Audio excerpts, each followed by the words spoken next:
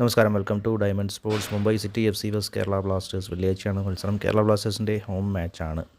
Mumbai semi ഉറപ്പിക്കാനുള്ള അവരുടെ ഒരു മത്സരം കൂടിയാണ് 6ാം സ്ഥാനം ഉറപ്പിക്കുക എന്നത്. കേരള ബ്ലാസ്റ്റേഴ്സിന് സെമി സാധ്യത അവസാനിച്ച സ്ഥിതിക്ക് ടെൻഷനില്ലാതെ കളിക്കാൻ എന്തായാലും മുംബൈയുടെ ഭാഗത്തു നിന്ന് ശക്തമായ ഒരു മത്സരം തന്നെ കേരള ബ്ലാസ്റ്റേഴ്സ് പ്രതീക്ഷിക്കേണ്ടി വരും.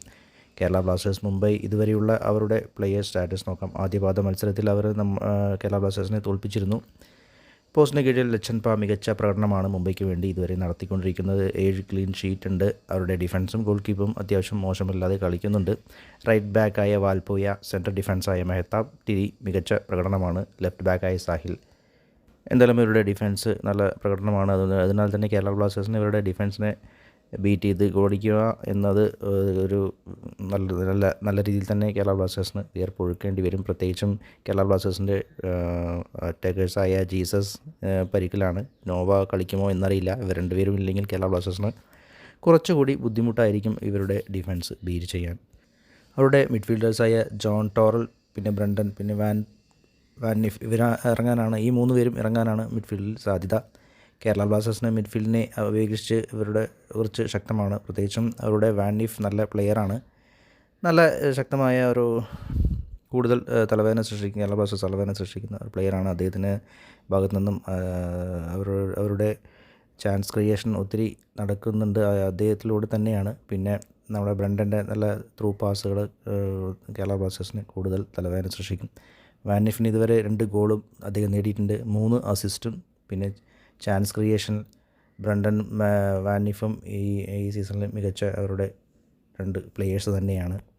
പിന്നെ വിങ്ങേഴ്സായിട്ട് ഇറങ്ങുന്നത് ചാങ്തി, റൈറ്റ് വിങ്, ലെഫ്റ്റിൽ ബിബിനായിരിക്കും. രണ്ടുപേരും കഴിഞ്ഞ സീസണിലെ അപേക്ഷിച്ച് കുറച്ച് ഫോം കുറവാണ്. എന്നിരുന്നാലും അവരുടെ ഭാഗത്ത് നിന്നും മോശമല്ലാത്ത പ്രകടനം ഏത് സമയത്തും പ്രതീക്ഷിക്കാം.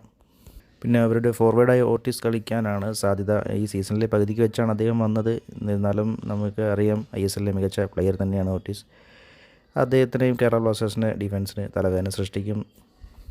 KBFCയുടെ കാര്യത്തിൽ വന്നാൽ നോവ കളിക്കുമോ എന്നറിയില്ല. ഇനി ജീസസും ഇല്ലാത്ത സ്ഥിതിക്ക് നോവയും ഇല്ലാതിരുന്നാൽ കേരള ബ്ലാസ്റ്റേഴ്സിന് കൂടുതൽ അറ്റാക്ക് വൈസ് കുറച്ച് പരിഗണനയിലായിരിക്കും.